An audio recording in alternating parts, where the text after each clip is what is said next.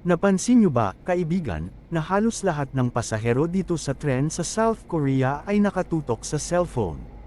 Alam niyo kung bakit? Una, dahil sa sobrang bilis ng internet dito, halos lahat ng subway may free wifi, kahit nasa ilalim ng lupa, tuloy-tuloy ang signal ng 4G at 5G, kaya walang putol ang panunood nila ng K-drama o paglalaro ng mobile games. Pangalawa, sanay na sanay ang mga Koreano sa digital lifestyle. Dito kasi, halos lahat ng bagay na gagawa sa cellphone, pagbabayad, shopping, banking, at kahit pakikipag-chat.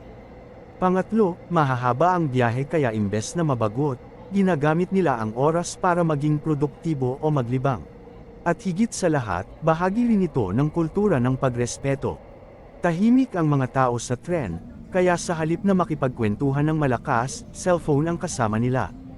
Kaya kung sasakay ka dito, huwag ka na magtaka kung lahat nakatutok sa screen, dahil sa Korea, ang cellphone ay parang extension na ng buhay nila. Ako si Mang Jose na nagsasabing, di bale ng busy ka ka cellphone, huwag lang busy ka ka chismis.